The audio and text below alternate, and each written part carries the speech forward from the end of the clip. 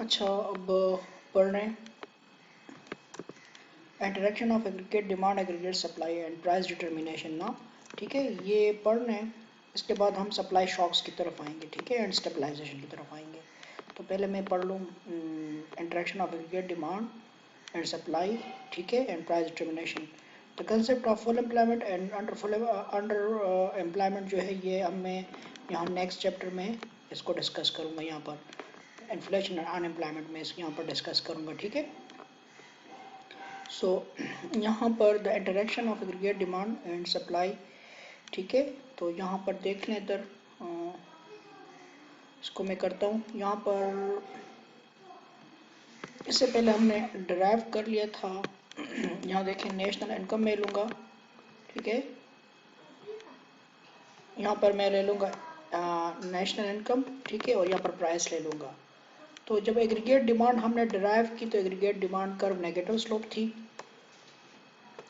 और aggregate demand का हर point मैंने आपको बताया था कि ये गुड मार्केट मनी मार्केट में इक्विलिब्रियम है, ठीक है। गुड मार्केट मनी मार्केट में हर पॉइंट इक्विलिब्रियम शो करता है। तो इसका एग्रीगेट डिमांड कर्व जो है ये, ठीक है, इसका हर पॉइंट इक्विलिब्रियम पॉइंट शो करता है, ओके, ठीक है। तो जब एग्रीगेट डिमांड कर्व हमने डिराइव किया था तो इसका हर पॉइंट क्या शो कर रहा था, इक्विलिब्रियम शो कर रहा था, ठीक है, गुड मार्केट और मनी मार्केट दोनों में। इसी तरह एग्रीगेट सप्लाई कर्व जो है, एग्रीगेट सप्लाई कर्व अगर उसको मैं कर लूँ इस तरह, एग्रीगेट सप्लाई कर्व ये यहाँ पर कौन सी एग्रीगेट सप्लाई कर्व है, ये मैं किनीजन ले रहा हूँ। क्या ले रहा हूँ? किनीजन एग्रीगेट सप्लाई कर्व ले रहा हूँ, ठीक है। ये पॉजिटिव एग्रीगेट सप्लाई कर्व है। तो इस अब जाहिर बात है किस तरह प्राइस डिटरमाइन होगी, प्राइस किस तरह डिटरमाइन होगी जब एग्रीगेट डिमांड एग्रीगेट सप्लाई एक दूसरे को क्रॉस कर लेंगे।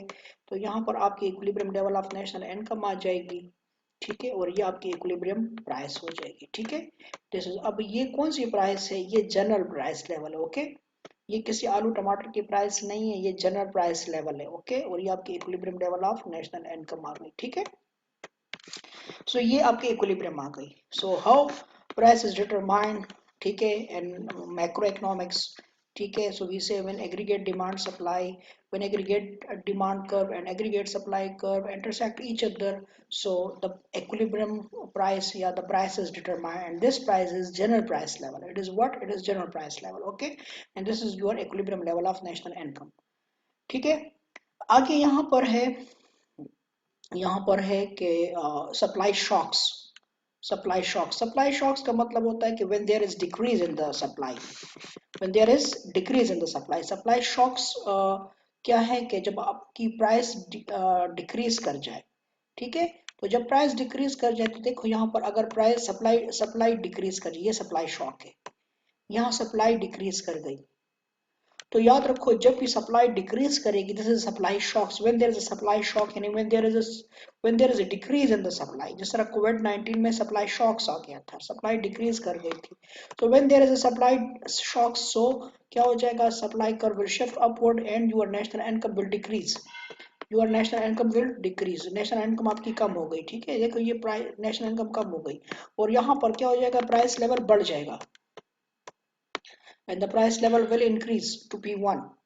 So whenever there is a supply shock, जब भी supply shock होगी, so the aggregate supply curve will move upward. ये आपकी aggregate supply curve है, ठीक है, ये aggregate supply curve है। तो ये क्या हो जाएगी, supply shock होगी तो ये ऊपर जाएगी, ठीक है, ये supply curve ऊपर जाएगी, ठीक है।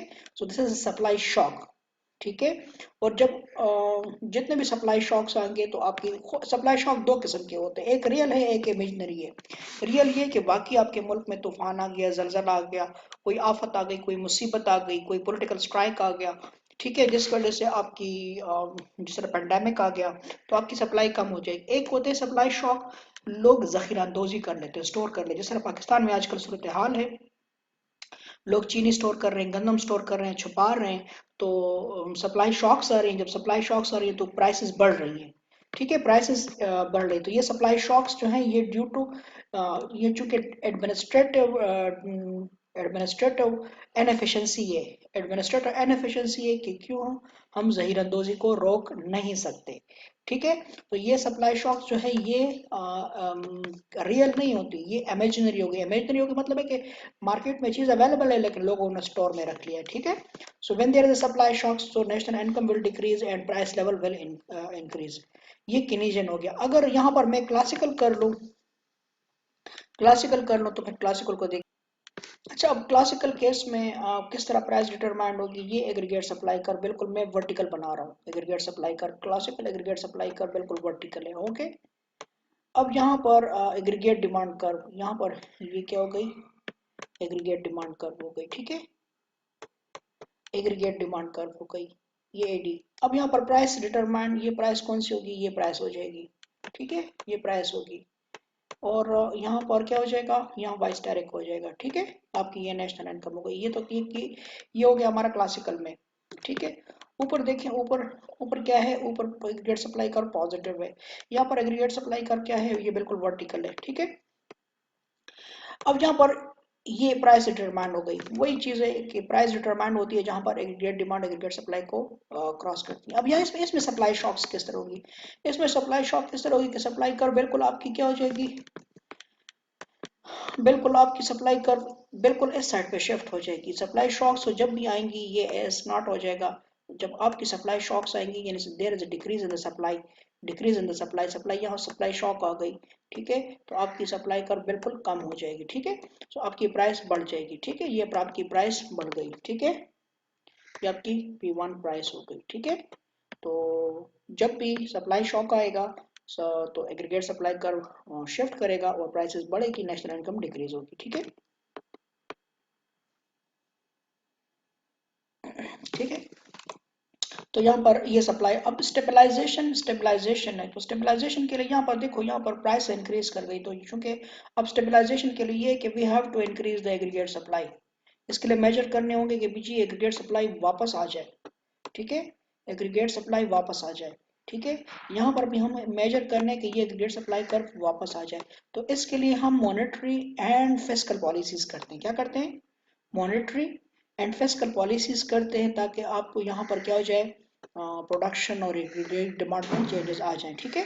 बहरहाल वो एक बड़ा टॉपिक है, तो यहाँ पर सिंपल इसको यहाँ पर कवर कर लेते हैं कि यहाँ पर प्राइस डिटर्मिनेशन किस तरह होती है, ठीक है।